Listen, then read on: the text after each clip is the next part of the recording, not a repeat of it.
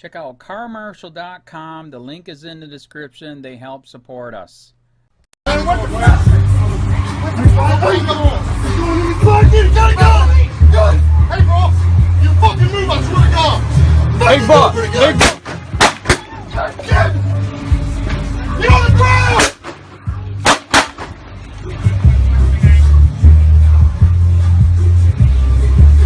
Careful, man. 16, 19, shots fired, shots fired. Fuck!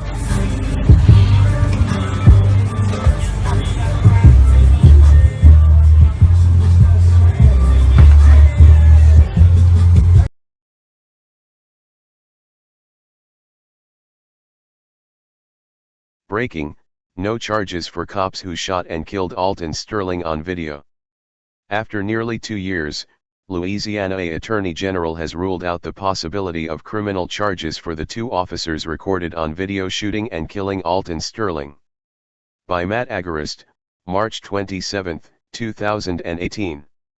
Baton Rouge, LA. In 2016, the city of Baton Rouge was rocked by the tragic death of 37-year-old Alton Sterling, who was killed by police as he sold CDs in front of a convenience store. Now, after nearly 2 years, it was just announced that the 2 officers responsible for his death will not be charged. This ruling comes nearly a year after the Justice Department ruled out federal charges as well. They said they didn't find anything, Veda Washington Abusali, Sterling's aunt said through tears on Tuesday during the press conference. They said it was justifiable. What happened to Alton was justifiable. According to WTOP, Attorney General Jeff Landry said his office reviewed all of the evidence compiled by the Justice Department, including opinions issued by independent experts, and also conducted its own interviews of eyewitnesses to the shooting. He said he is always mindful of the human element in the case beyond his review of the facts and applicable laws. I know the Sterling family is hurting, Landry told reporters. I know that they may not agree with the decision. Landry cited a toxicology report that found drugs in Sterling's system, which he said made it reasonable to conclude Sterling was under the influence of drugs during the struggle with the officers, and that contributed to his non-compliance, Landry said.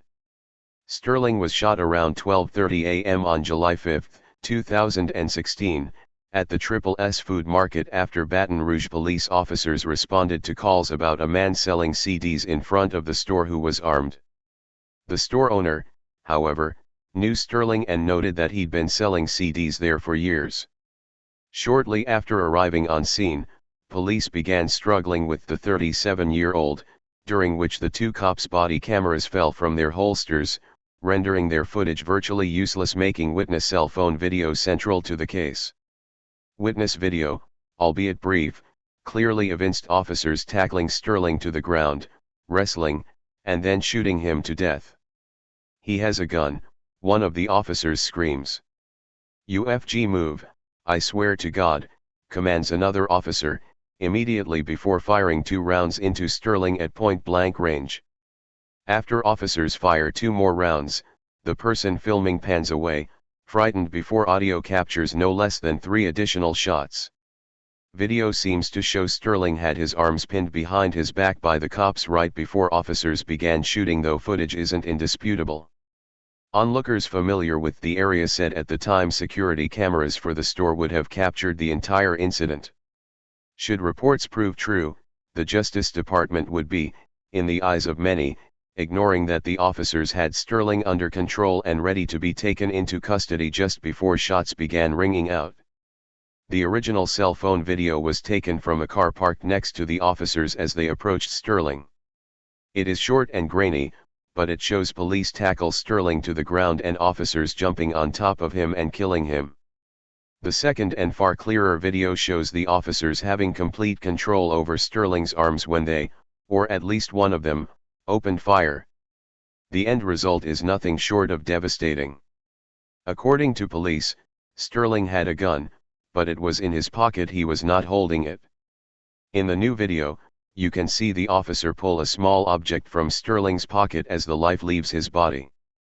His hand was nowhere near his pocket, Abdul Muflahi, the store owner, who was only feet away when cops shot Sterling, said. They were really aggressive with him from the start, Muflahi said about the officers. God bless his soul, said Muflahi. It could have been handled differently, much differently. On both sides, it could have been handled differently. It's a sad day for Baton Rouge, State Representative C. Denise Marcel said after news of the lack of charges spread on Tuesday. Indeed, it's a sad day for the thousands of people killed by police over the years whose killers will escape accountability because of the system's inability to police their own. Alton Sterling had his run-ins with the police before, but he was a good man and did not deserve to die, and the gruesome video below shows this. Below is the graphic footage. Below is the owner of the store giving his eyewitness testimony. And they're both white.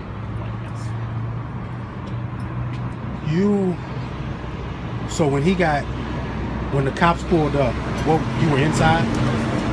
And when they came... At the time I walked out, they were trying to get them on top of the car. And so when you walked out, their knee when did they tase him? They tased him after, first they slammed him on top of there was a silver car out here. And that was parked right here, yes, or right like here. in this space? It was, yeah, it was like right there. They kind of tried to slam him on there, and kind of resisted him. They backed off of him and tased him. Okay, so after they tased him, what happened? The other cop ran and kind of tackled him onto another car that was on there. From there, they went to the ground. So when they get on the ground, they're on the ground here? Yes, he's on his back. He's on his back, yes. And where are his hands? One was in the cop's, the left hand was inside in the cop's hand was, pinned on his chest? Pinned on his chest. The other one, the officer and Alton was kind of, trying to, they had his hand, but he didn't have it to where like it was pinned down, all the way. He was still able to move from side to side. But did you ever see him reach for his gun? I did not see him reach for his gun. And so you saw... After they shot him and got off, his hand was on the side of him. There was no gun in his hand, or his hand inside his. Was the gun visible when they shot it? Not at all. And so when did the gun become visible? After the cop went inside his pocket to pull it out. So the cop went in his pocket, pulled out the gun. And went into his car and threw it on top of the seat inside his. And then they put you. After that, yes, when backup came, they put me in the cop car. So, in your opinion, did they have to shoot him? From what I saw, they didn't have to shoot him. I mean, they got a call saying that he had a gun. I mean, they could have handled it differently. So he was really just trying to find out why they were arresting him. They never clarified? From when I came out, they're really just, getting physical with each other. They're trying to put them on the card. Yeah, if they knew that he had a gun and that's what their call was about, they could have handled it differently.